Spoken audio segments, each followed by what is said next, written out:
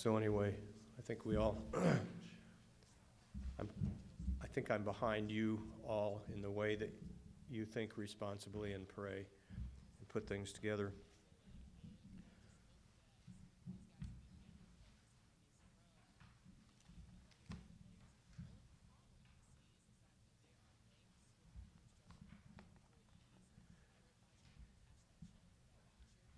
And speaking of which, prayer. Who would like to open our class with a prayer? We have no volunteers. Paul, yes, please. Here's a mic.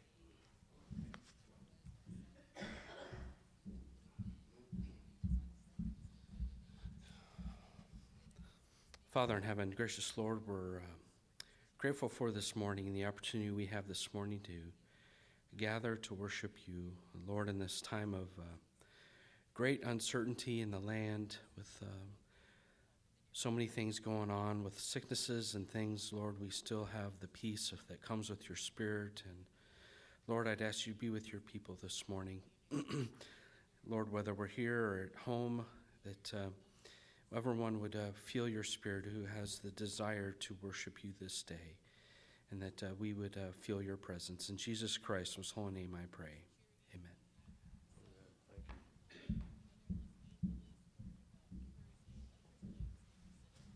So last week, the 23rd chapter of Alma was really exciting to me, and I didn't realize it had gotten late. We were ready to start the 24th chapter, and Paul said, look at the clock, and it was time to adjourn. And so we start out with the 24th chapter. I'll give you time to turn to the 24th chapter of Alma. Thank you. Everybody get one? Okay.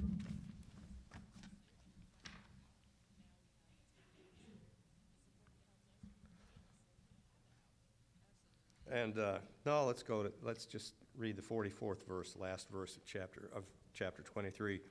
And thus ended the 25th year of the reign of the judges over the people of Nephi, and thus ended the days of Amalickiah. Who wants to give us a quick review? I gave you some ideas there. They're not. You don't need to look. If you want to look at that now, that's fine. I gave you some ideas that were generated, but I gave you none of the actual history or action in that review. So on the history and action, if you remember, I'd like somebody else to review this. I don't need to do this. You all read it and studied it. Give us a quick synopsis of the 23rd chapter, someone. Quick, before I punish you with my boring account.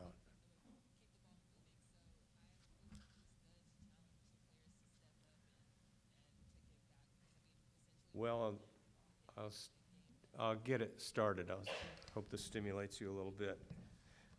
Paraphrased, there was a border dispute that arose with the people of Morianton, and it was settled by bloodshed, of course. And the kingmen, which were the liberty bashers, like we have today, petitioned to change the laws or the Constitution. And newly appointed Chief Judge Pehoron was considered for impeachment. They tried to impeach Pehoron, the chief judge. Now, the reason for this was why, and it's stated, I can't tell you what verse it was in.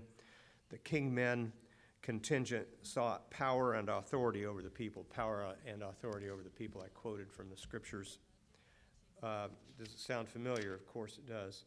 And so eventually the conflict had to come to a head.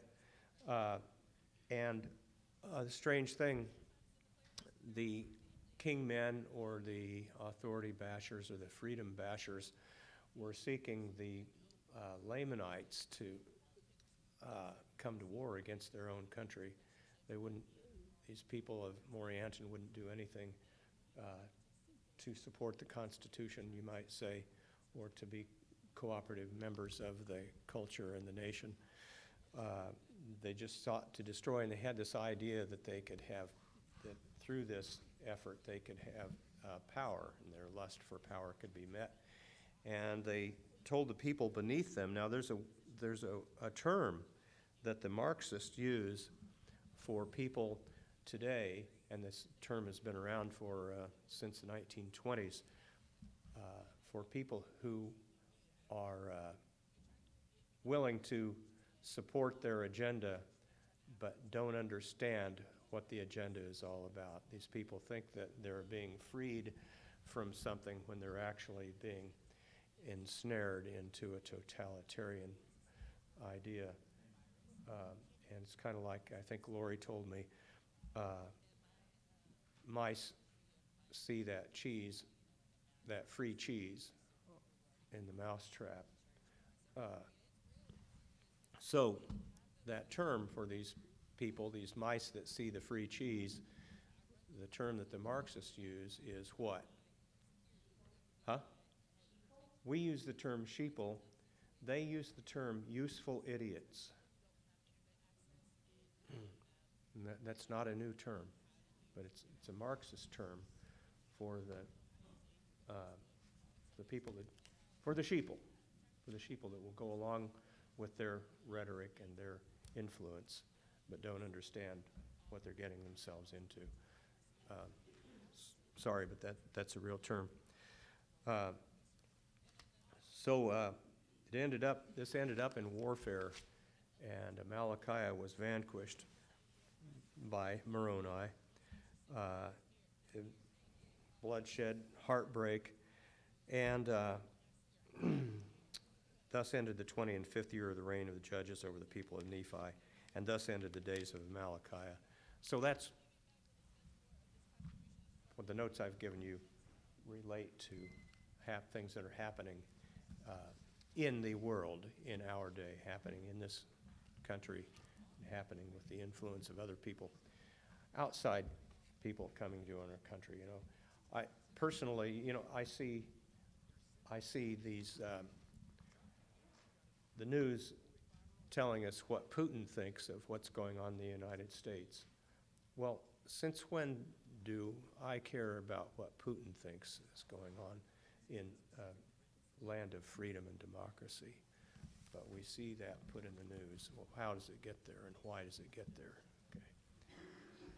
So 24th chapter. Now we're going to start the 24th chapter. You have all read ahead. You've all studied. You've all thought about it. You all prepared your comments. So this is not a time for me to be making comments. This is a time for you to be making comments. What do you guys pick up from this?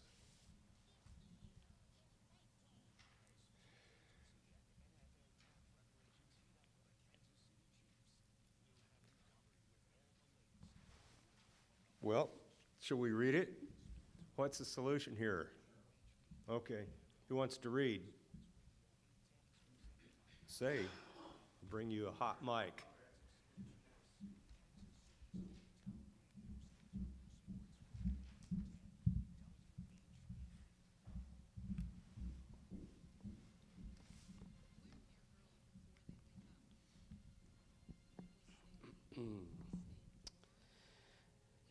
And now it came to pass in the 26th year of the reign of judges over the people of Nephi, behold, when the Lamanites awoke on the first morning of the first month, behold, they found Amalickiah was dead in his own tent, and they also saw that Teancum was ready to give them battle on that day. Pardon me.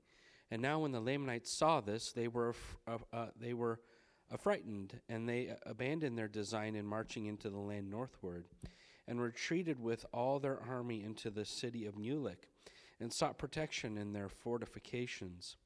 And it came to pass that the brother of Amalickiah was appointed king over the people, and his name was Ammoron. Thus King Ammoron, the brother of King Amalickiah, was appointed the reign in his stead.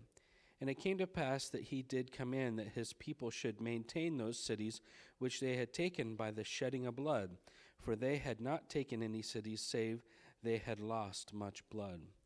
And now Teancum saw that the Lamanites were determined to maintain those cities which they had taken, and those parts of the land which they had obtained possession of. And also seeing the enormity of their number, Teancum thought it was not expedient that he should attempt to attack them in their forts, but he kept his men round about as if making preparations for war. Yea, and truly he was preparing to defend himself against them by casting up walls round about and preparing places of resort. And it came to pass that he kept thus preparing for war until Moroni had sent a large number of men to strengthen his army. And Moroni also sent orders unto him that he should retain all the prisoners who fell in his hands. For as the Lamanites had taken many prisoners, that he should retain all the prisoners of the Lamanites as a ransom for those whom the Lamanites had taken. And he also sent orders unto them that he should fortify the land Bountiful and secure the narrow pass which led into the land northward, lest the Lamanites should obtain that point and should have power to harness them on every side. And Moroni also sent unto him, desiring him that he would be faithful in maintaining that quarter of the land, and that he would seek every opportunity to scourge the Lamanites in that quarter, as much as was in his power, that perhaps he might take again by a stratagem or some other way those cities which he had been taken out of their hands, and that he would fortify and strengthen the cities round about, which had not fallen into the hands of the Lamanites. And he also said unto them, I would come unto you, but behold, the Lamanites are upon us in the borders of the land by the west sea, and behold, I go against them. Therefore I cannot come unto you. Now the king, Amaron, had departed out of the land of Zarahemla, and had taken known unto the queen concerning the death of his brother, and had gathered together a large number of men, and had marched forth against the Nephites on the borders by the west sea. And thus he was endeavoring to harness the Nephites, and to draw away a part of their forces to the part of the land, while he had commanded those whom he had left to possess the cities which he had taken, that they should also harass the Nephites on the borders by the east sea, and should take possession of their lands as much as it was in their power, according to the power of their armies. And thus were the Nephites in those dangerous circumstances in the ending of the 26th year of the reign of Judges over the people of Nephi. But behold, it came to pass that in the 27th year of the reign of Judges, that Teancum, by the command of Moroni, who had established armies to protect the south and the west borders of the land, had begun his march toward the land Bountiful, that he might assist Teancum with his men in retaking the cities which they had lost. And it came to pass that Teancum had received orders to make an attack upon the city of Mulek, and to retake it if it were possible. And it came to pass that Teancum made preparations to make an attack upon the city of Mulek, and marched forth with his army against the Lamanites. But he saw that it was impossible that he could overpower them while they were in their fortifications. Therefore he abandoned his designs and returned again to the city Bountiful, to wait for the coming of Moroni, and that he might receive strength to his army. How are you doing there? Do you want to continue on? I'll give somebody else a chance. Okay. It's fine. We'd like to read from here. Chris.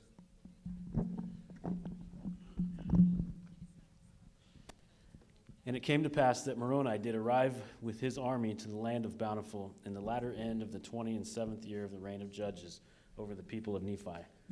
And in the commencement of the 28th year, Moroni and Teancum and many of the chief captains held a council of war, what they should do to cause the Lamanites to come out against them to battle, or that they might by some means flatter them out of their strongholds, that they might gain advantage over them and take again the city of Mulek.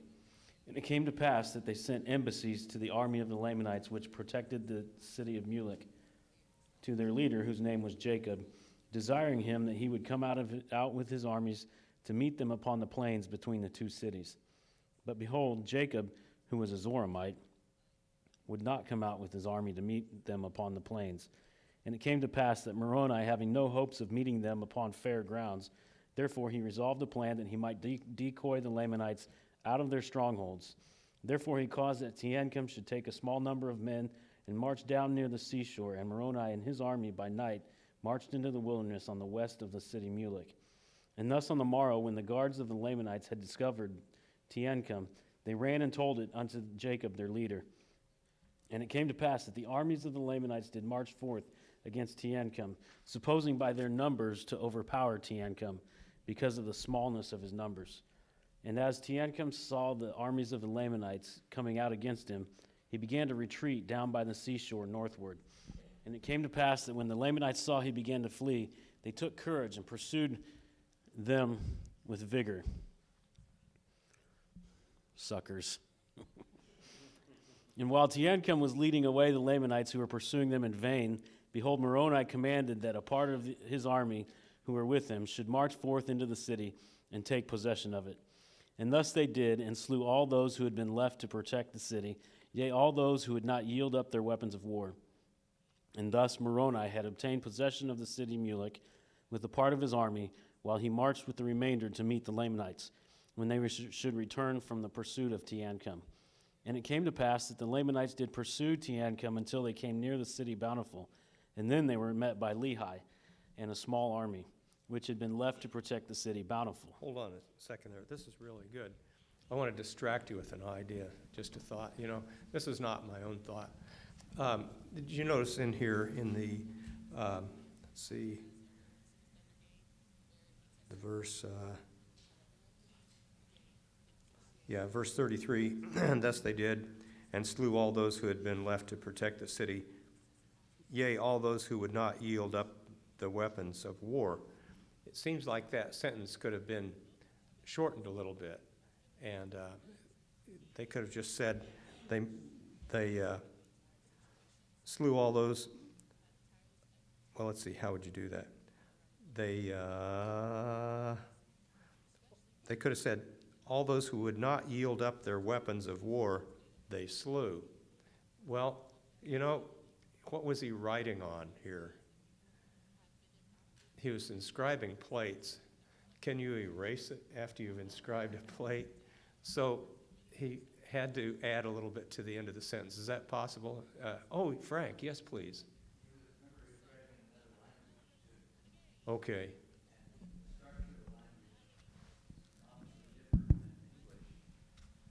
And even the English language that Joseph was inspired to write in wasn't our English of 2020. Yeah.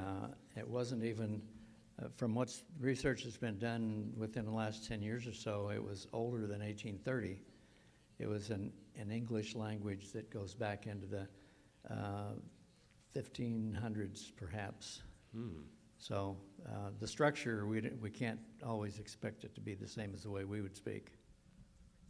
Thank you. Oh, sure, Kent, please. To your point, I believe that there were times, just like you said, they can't erase it. So they got to add a sort of a parenthetical statement for clarification. And there are a lot of times that they have written something and then they say, or in other words. You know, Yeah, or rather. Yeah, in order to clarify their point. Now that I have the microphone, may I make one more point? Sure. At verse 30, it says he began to retreat down by the seashore northward. There's a lot of terminology within the Book of Mormon that talks about elevation. So we're talking about ups and downs and not north and south, although here it does say northward also, but it does definitely mean in a downward toward the water. That's fascinating. I'd like to know more about that, either from you and Frank, either in class or out of class. I'd love to know about the geography that's being described in these chapters. I'd love to know about it. I don't think anybody has anything conclusive, but there sure is a lot of fascinating research and parallels between what's described here and what exists. Any comments on that before we move ahead? I caused a distraction, but that was just a little. Frank, yes, please.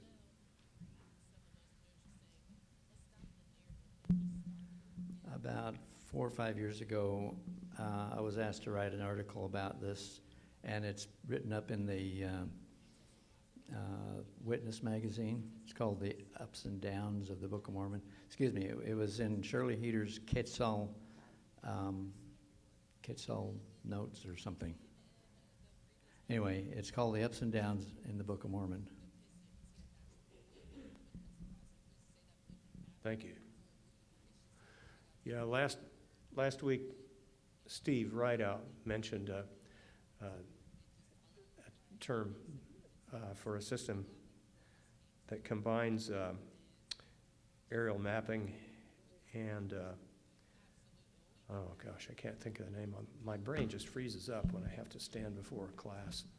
Anyway, a means of LIDAR, yeah. And the incredible things we have seen with the use of LIDAR. Fascinating stuff. I hope it's not a distraction, but it's so fascinating. Well, Chris, you were reading. Are you comfortable with reading further? Okay. I had a comment about 33 too. Yes, please. As we read, the way I listen, I'm following the story. As you heard me pause, say suckers, because I'm getting into the story, but I also appreciate the thread that's woven through this. Of course, it's Jesus, but what is Christ? Christ is freedom. And you mentioned the word liberty. Those who are opposed to liberty, but liberty is all the way through the Book of Mormon. Sure. Look at what happened in 33. They basically won the battle, and they gave them a choice. You choose to stop killing and taking people's liberty, or else we're going to end you. So they gave them a choice. And we're going to see that confirmed here in a couple chapters where I heard one man call it adjure, where I adjure you. A lot of times you adjure people to, listen, either you do the right thing or you get out. They were adjuring people to covenant with them. And it was for their own good, it was for righteousness, but they had a choice. Choose liberty, or we're going to make sure death is the other option. But I know it sounds like they're not really giving them a choice, but there was one situation that'll come up where they had these men surrounded, and his men were willing to give up. A Lamanite leader, I can't remember his name, but they asked him to lay down their weapons. Everybody else was able to do it, but he rallied his men, and they gave one final charge, and they all lost their life. I think it's important for us to recognize that while this is an exciting story, it's kind of bloody, and we find the strategy, we get into that, but there's this idea of freedom that's all the way through this, and this guy, Moroni, is all about liberty. And the only reason he's luring these guys out to slaughter them is because they're trying to take away people's liberty. And with that liberty is forcing them to believe the way they want to believe. If you remember in the first chapter of Alma, I think it's Coriantimer, or who's the guy that, the Antichrist, the guy that came in and was preaching. Why did they end up killing him? It wasn't because he wasn't teaching what they wanted him to teach. It was because he was forcing people to listen to him by the sword. He had slew Gideon by the sword because Gideon opposed him. And so I think when we're looking at today's parallels and things, we need to watch for those that are trying to force you to believe their way. Even as Christians, we want to make sure that we're not forcing people, but we want to give people liberty, and we want to lure them to Jesus so that he can deal with them. And I think that's the underlying tone of the entire Book of Mormon as I read this. Your dad's got a question over here, and I've got a comment while you're marching that way with the mic, which reinforces what you said. 26th verse of the 23rd chapter, but they were brought down to humble themselves, and he's talking about the king men. They were brought down to humble themselves like unto their brethren, and to fight valiantly for their freedom from bondage. So they got it. Their choice to rebel and be stupid was taken away. Suddenly, virtue appealed to them. Kent. Well, I wanted to point out, too, that this very thing they based on their willingness and their covenant that they would give up their weapons of war. That cuts to the idea of how important a man's word is.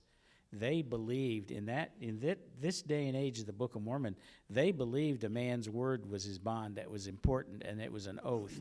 And they didn't want to break oaths. Even the Lamanites weren't willing to just, willy-nilly break oaths. They were very careful. When they gave them that opportunity, they said yay or nay. They knew they would die, but some of them still didn't want to do it for that power of that word. And I think that's important for us today. There's so many times that people think, well, I got my fingers crossed, or I don't have to do this because I was just kidding.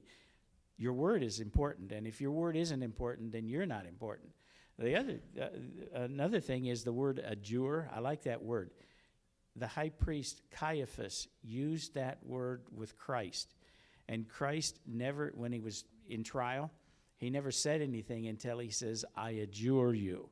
And to the Jew, I believe that meant something like you almost had to answer, because it was now placed before the Lord in a very important way. So it was after he said, I adjure you, that Jesus finally decided to talk about who he was and what the circumstances were. Thank you.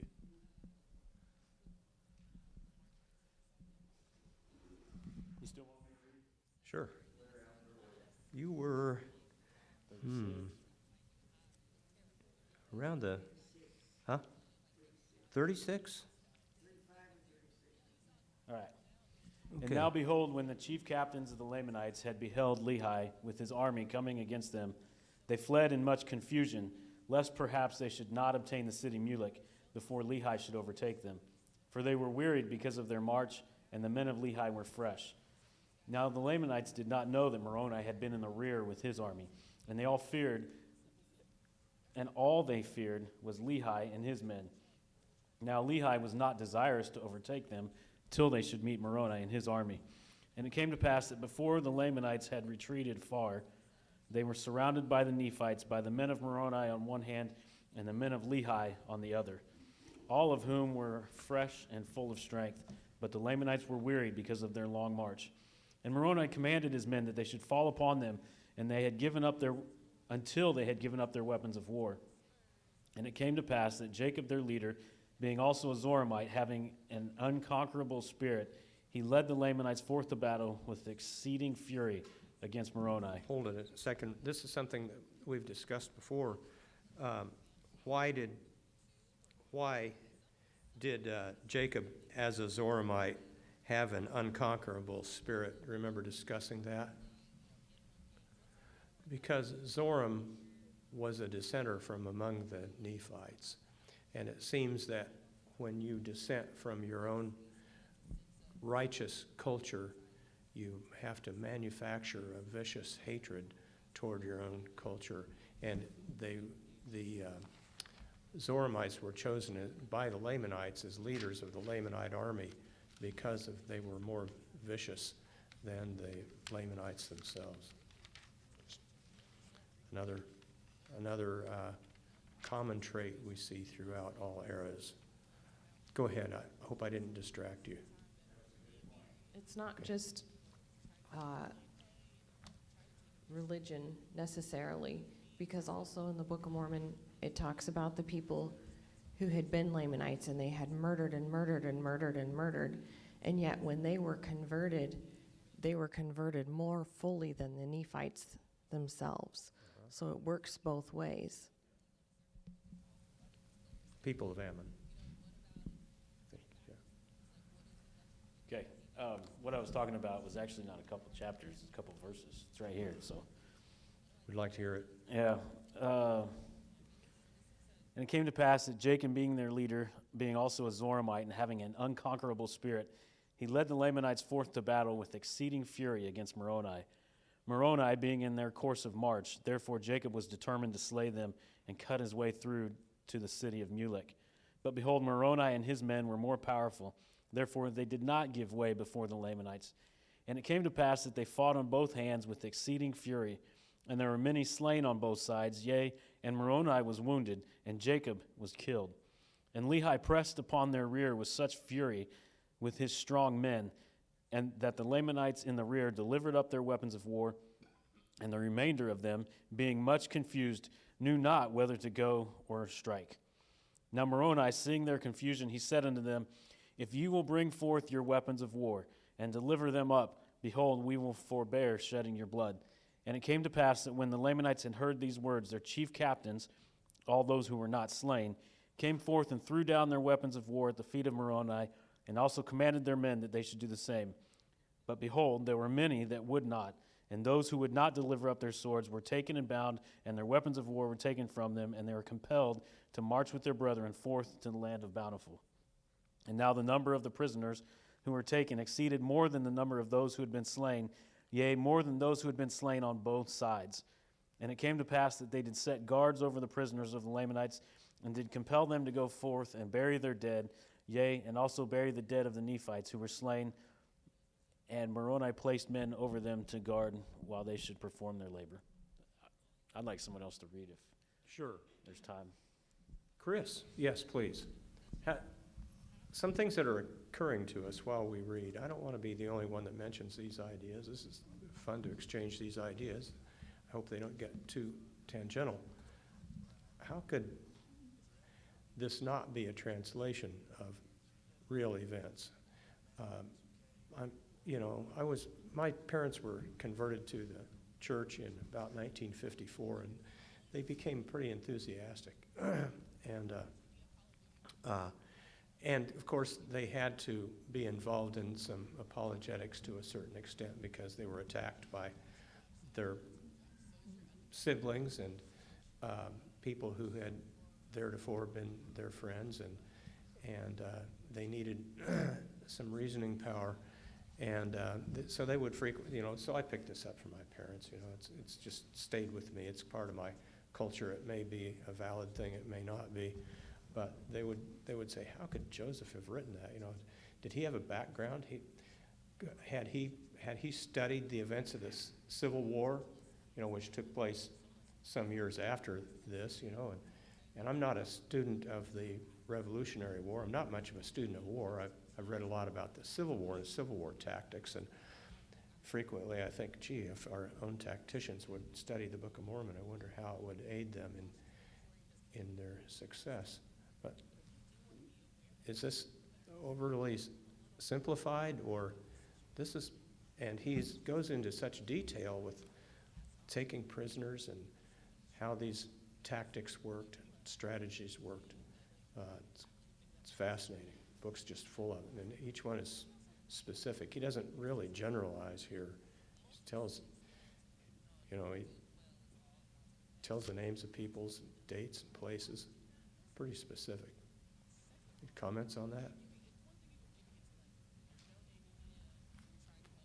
Chris?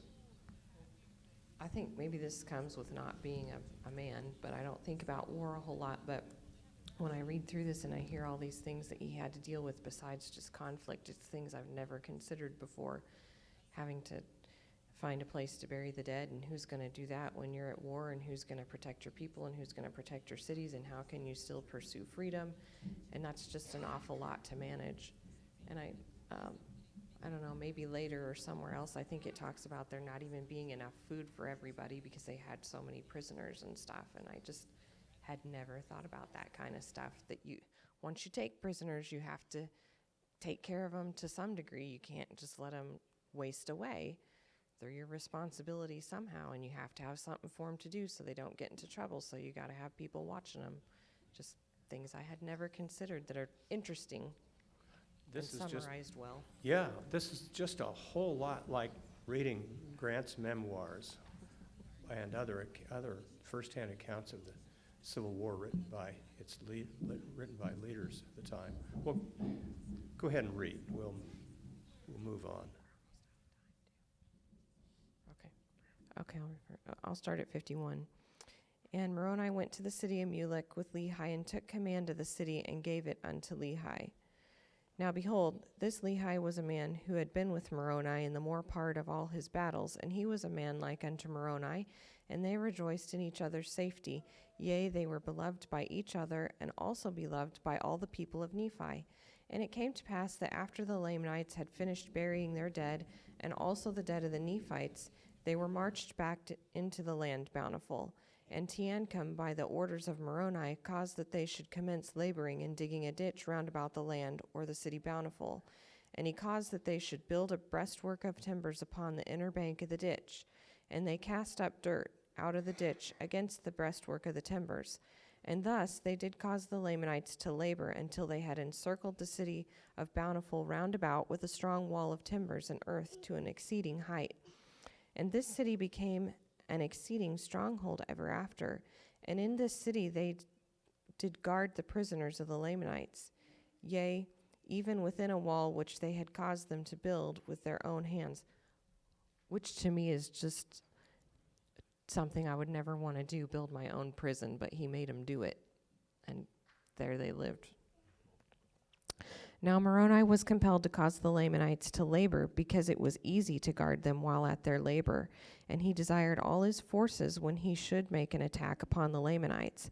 And it came to pass that Moroni had thus gained a victory over one of the greatest of the armies of the Lamanites, and it had obtained possession of the city Mulek, which was one of the strongest holds of the Lamanites in the land of Nephi. And thus he had also built a stronghold to retain his prisoners. And it came to pass that he did no more attempt to battle with the Lamanites in that year, but he did employ his men in preparing for war, yea, and in making fortifications to guard against the Lamanites, yea, and also delivering their women and their children from famine and affliction, and providing food for their armies. And now it came to pass that the armies of the Lamanites on the west sea south, while in the absence of Moroni, on account of some intrigue amongst the Nephites which caused dissensions among them, had gained some ground over the Nephites, yea, insomuch that they had obtained possession of a number of their cities in that part of the land. And thus, because of the iniquity amongst themselves, yea, because of the dissension and intrigue among themselves, they were placed in the most dangerous circumstances. And now, behold, I have somewhat to say concerning the people of Ammon, who in the beginning were Lamanites. But by Ammon and his brethren, or rather the power and work of God, they had been converted unto the Lord. And they had been brought down into the land of Zarahemla, and had ever since been protected by the Lamanites. And because of their oath, they had been kept from taking up arms against their brethren, for they had taken an oath that they never would shed blood more. And according to their oath, they would have perished. Yea, they would have suffered themselves to have fallen into the hands of their brethren, had it not been for the pity and the exceeding love which Ammon and his brethren had had for them. And for this cause they were brought down into the land of Zarahemla, and they ever had been protected by the Nephites. But it came to pass that when they saw the danger and the many afflictions and tribulations which the Nephites bore for them, they were moved with compassion, and were desirous to take up arms in defense of their country. But behold, as they were about to take their weapons of war, they were overpowered by the persuasions of Helaman and his brethren, for they were about to break the oath which they had made, and Helaman feared lest by so doing they should lose their souls. Therefore all those who had entered into this covenant were compelled to behold their brethren wade through their afflictions in their dangerous circumstances at this time. But behold, it came to pass that they had many sons who had not entered into a covenant, that they would not take their weapons of war to defend themselves against their enemies. Therefore they did assemble themselves together at this time, as many as were able to take up arms, and they called themselves Nephites. We've got time to finish the chapter if someone wants to pick up from here. I can keep going if you want. Therefore they did, and they called themselves Nephites. And they entered into a covenant to fight for the liberty of the Nephites, yea, to protect the land unto the laying down of their lives. Yea, even they covenanted that they never would give up their liberty, but they would fight in all cases to protect the Nephites. You know what, Chris? I'm looking at the clock wrong. We'd better quit here. So we're going to pick up with what verse? Pick up with verse 73 of the 24th chapter next week. Reread this, review it, read 2 chapters ahead, please, at least. Come prepared to make comments on what you read. And again, we will prayerfully prepare for the upcoming sermon service.